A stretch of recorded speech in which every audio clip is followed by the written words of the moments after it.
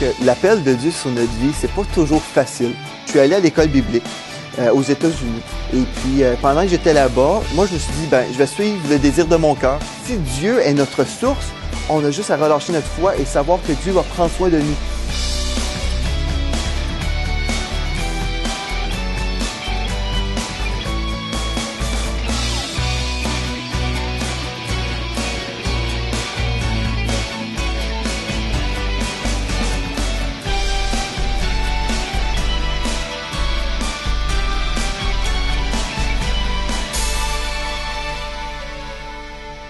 Bienvenue à tous, on est tellement content de vous avoir avec nous.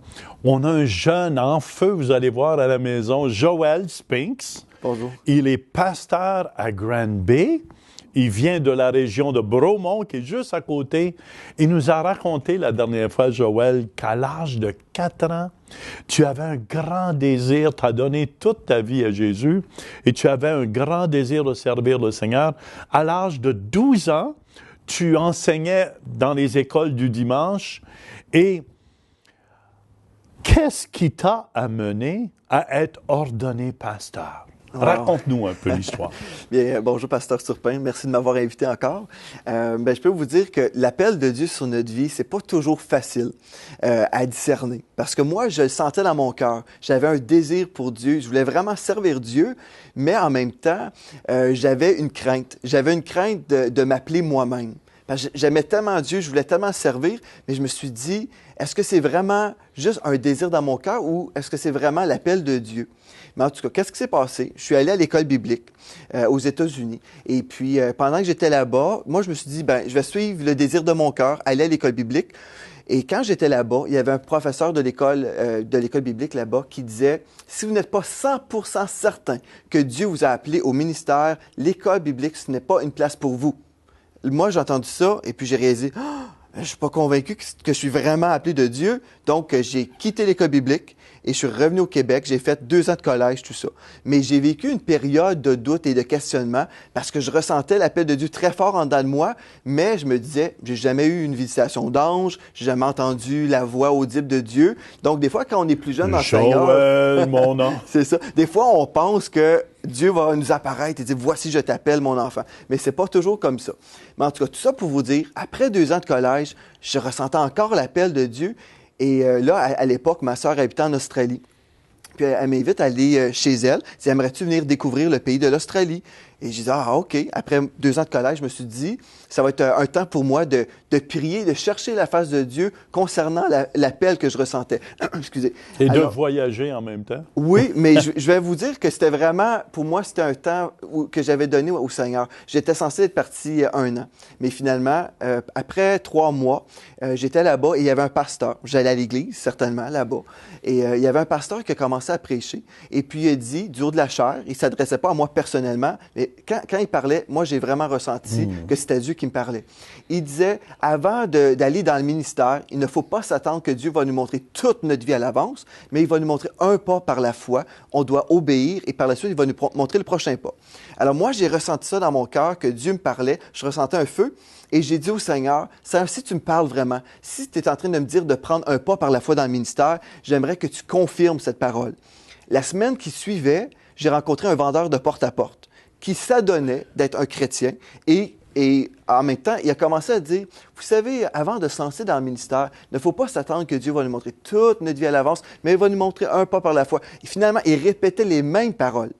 Que le prédicateur avait dit. Donc, Dieu avait confirmé la parole. Donc, je savais que j'étais appelé et j'ai parlé avec ma sœur à l'époque, en Australie, et j'ai dit, bon, je crois que je suis appelé au ministère. Et puis elle dit, bien, c'est sûr, ça fait longtemps qu'on le sait, nous. Mais là, je suis revenu au Canada, après 3 mois en Australie, pensant que Dieu m'avait appelé. Et là, j'étais au téléphone avec mon épouse, mais à l'époque, c'était seulement ma copine que je fréquentais. Et j'étais au téléphone et j'ai vécu un moment de doute. Vous savez, des fois, là, Dieu peut nous appeler, on peut vivre des combats spirituels. Et là, j'étais au téléphone le samedi soir et j'ai dit, je crois que Dieu, je croyais que Dieu m'avait parlé, mais si c'était juste une coïncidence. Et là, je commençais à embarquer dans le doute. Dans le doute. Ça, c'était le samedi soir. Le dimanche matin, je suis allé dans une église en visite. C'était pas mon église locale, j'étais en visite. Et il y avait un prédicateur là, de la Caroline du Sud, qui m'avait entendu chanter aux États-Unis, qui avait reçu un rêve à 4 heures la nuit, la veille, le samedi soir.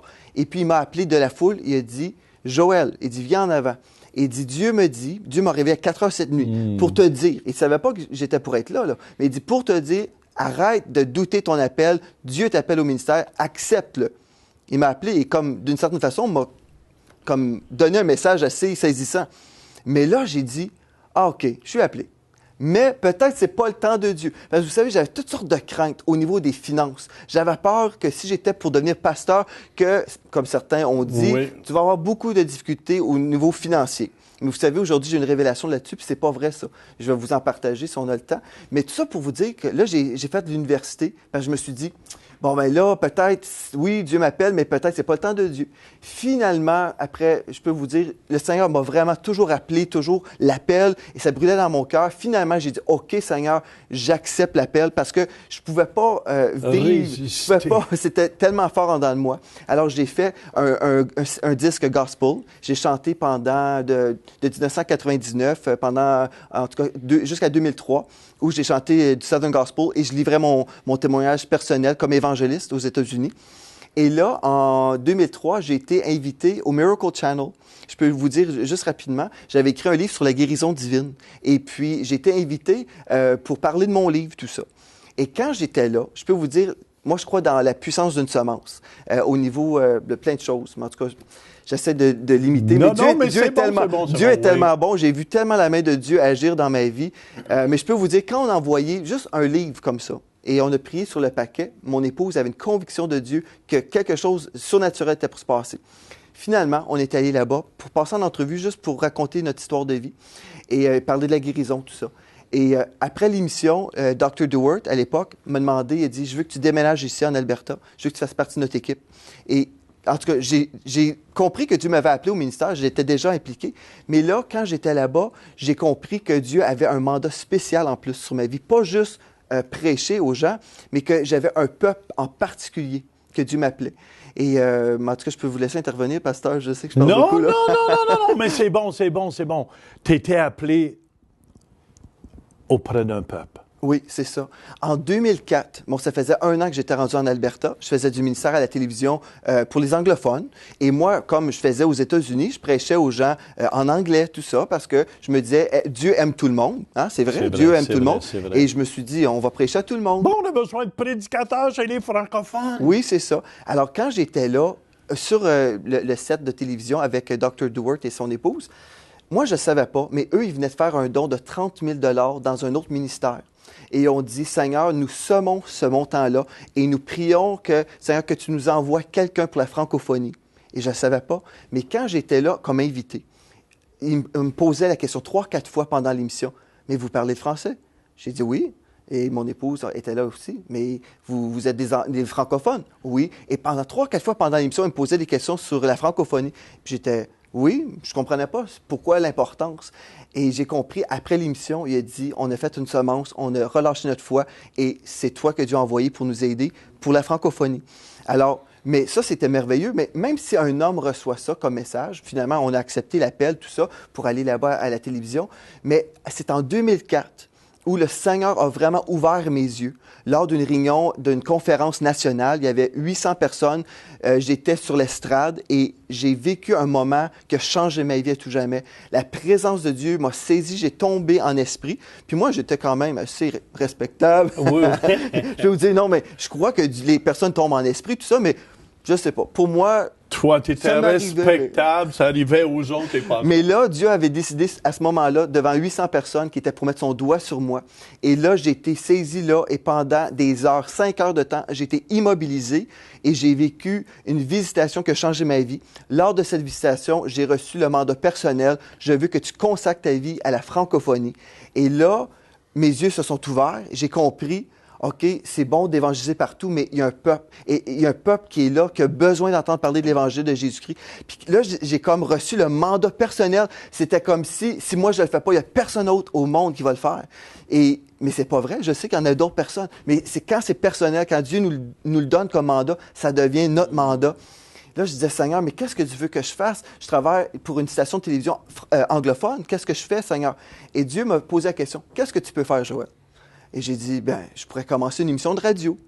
Alors, qu'est-ce qui s'est passé? J'ai commencé. Moi, j'ai pas beaucoup de talent au niveau technique.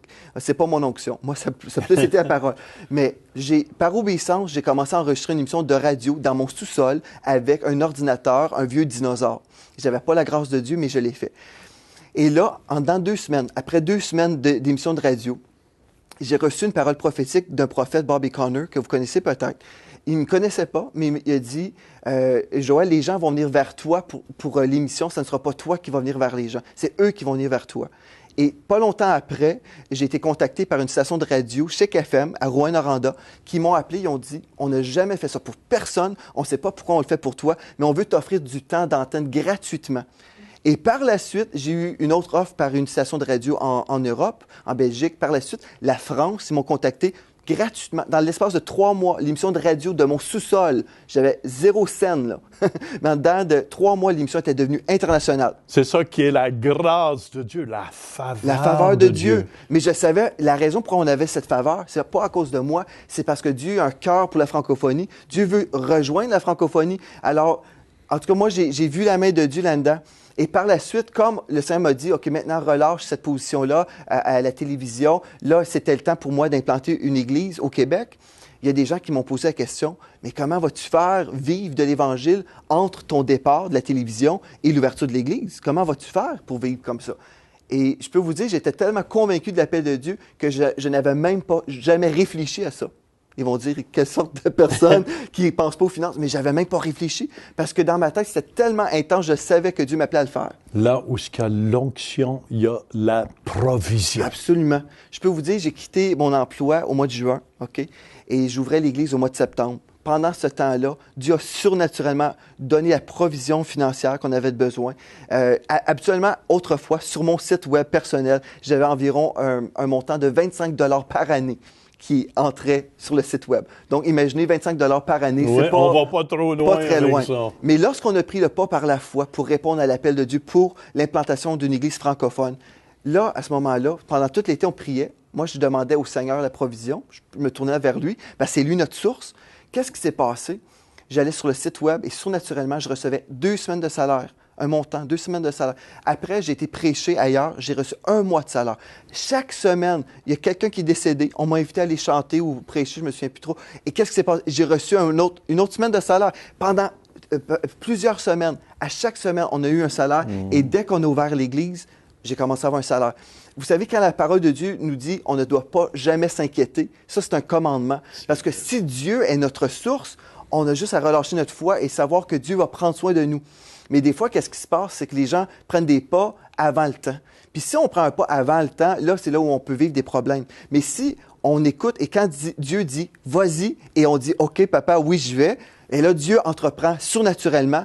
Et c'est pour ça, moi, je peux vivre la vie dans le ministère, dans la bénédiction, dans un repos. Je vis un repos, là. On a implanté l'Église, ça fait 2 ans et demi, mais on a vu la main surnaturelle de Dieu dans les finances, avec la provision, même avec les ouvriers. Le Seigneur nous a envoyé, maintenant, bientôt, dans quelques semaines, on va être 5 pasteurs dans l'Église. Dieu a rajouté surnaturellement.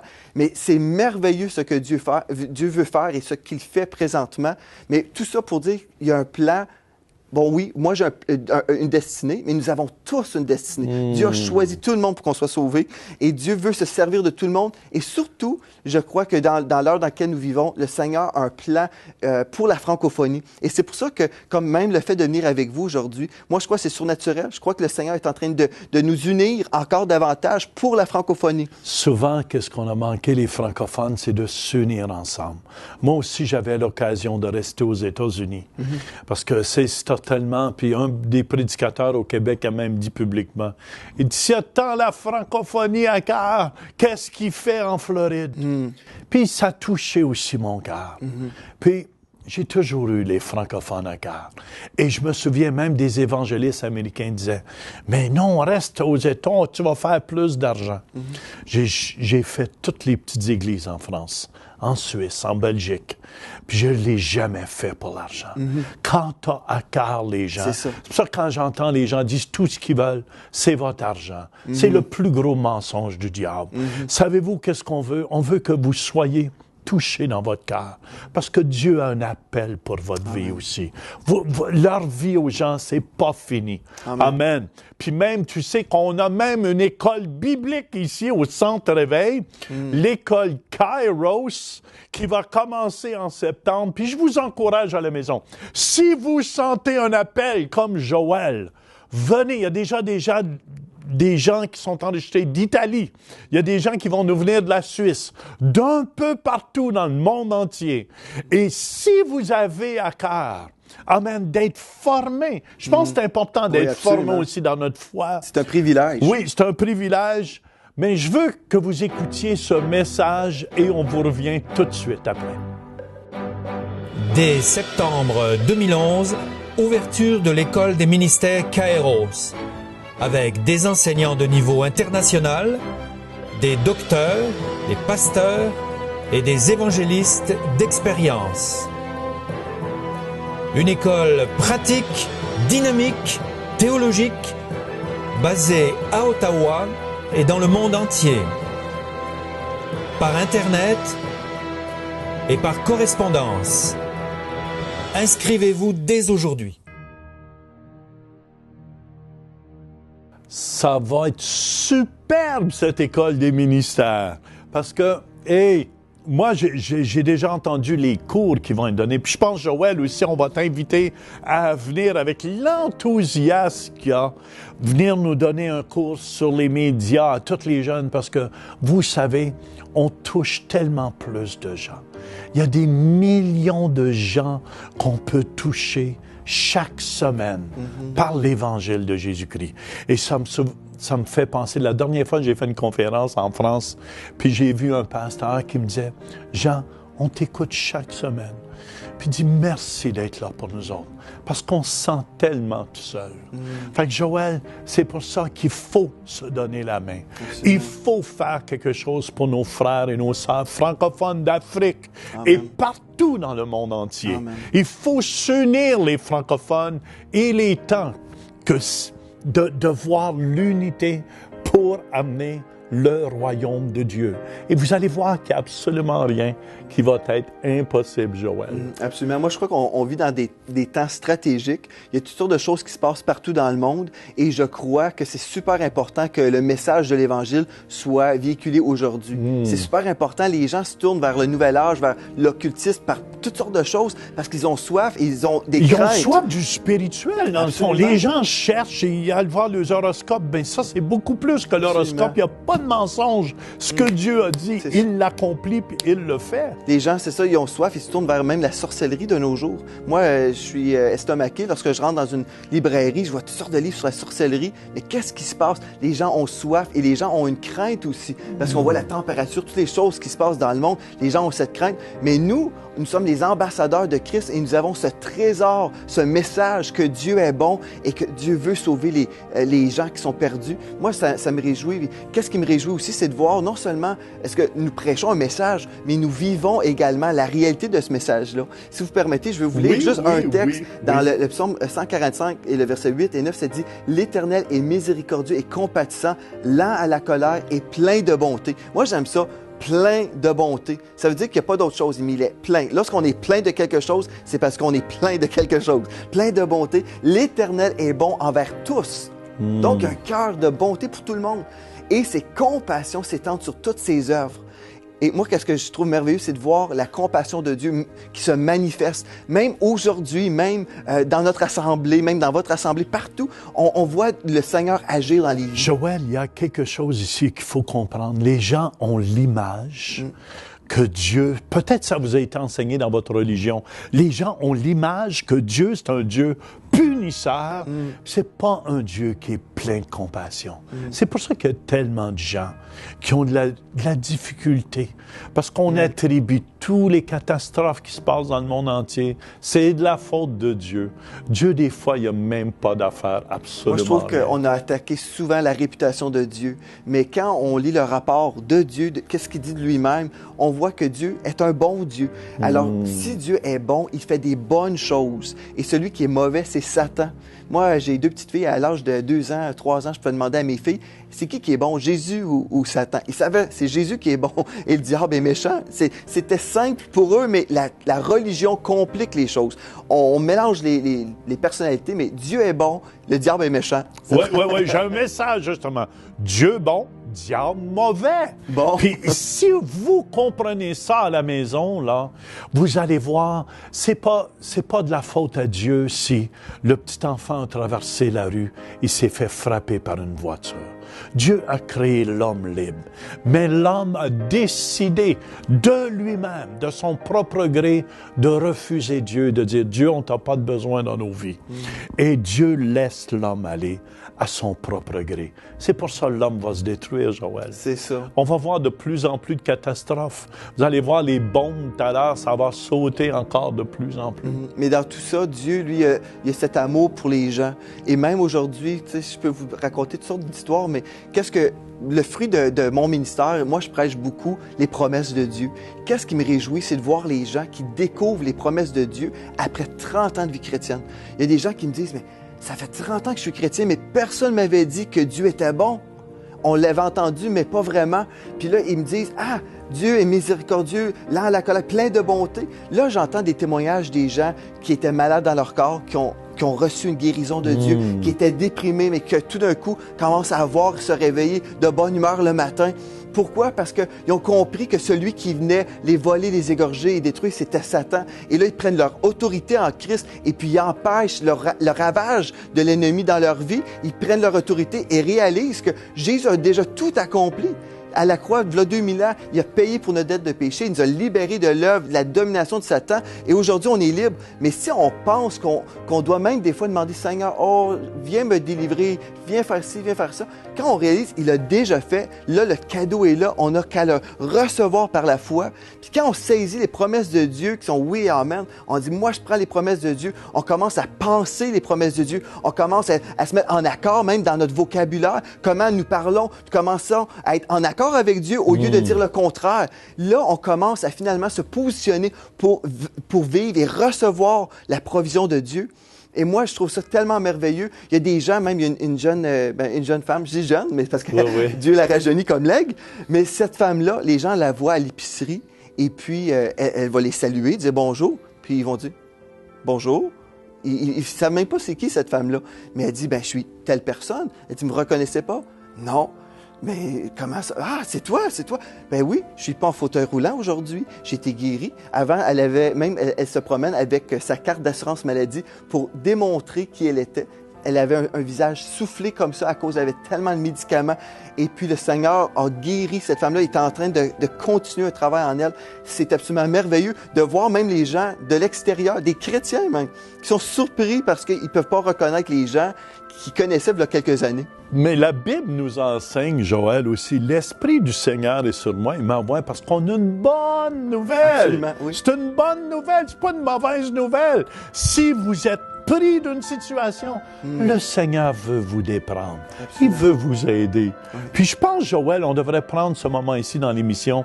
On va se donner la main. Mettez votre main sur l'écran de télévision. Je vais demander à Joël de prier pour vous.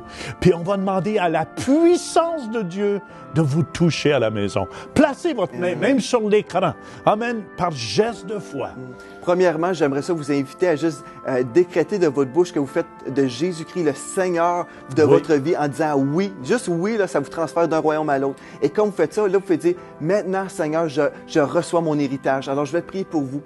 Au nom de Jésus, Seigneur Jésus, je veux te remercier pour la personne qui est là, qui m'écoute à la télévision, à la radio, peu importe le médium, Seigneur. Aujourd'hui, je prie pour cette personne-là. Je prie que tu te révèles comme étant ce bon Dieu, que tu as des bons plans, des plans de bonheur, de joie. Merci, Seigneur Dieu, d'accorder cette révélation. Et Seigneur, que toute fausse enseignement, toute chose qui a terni ta réputation, Seigneur Dieu, aujourd'hui, je prie qu'il y ait un nettoyage qui se fasse, que la personne puisse voir, Seigneur Seigneur, ta bonté, qu'elle puisse recevoir et croire le rapport de la parole de Dieu, comme quoi tu veux libérer cette personne-là, comme quoi, Seigneur, tu veux vraiment faire en sorte que cette personne puisse vivre la vie et la vie en abondance. Au nom de Jésus, on relâche notre foi et on Amen. le décrète sur votre tête. Le shalom de Dieu qui dit rien de manquant, rien de brisé. On s'unit dans la foi aujourd'hui pour vous, au nom de Jésus.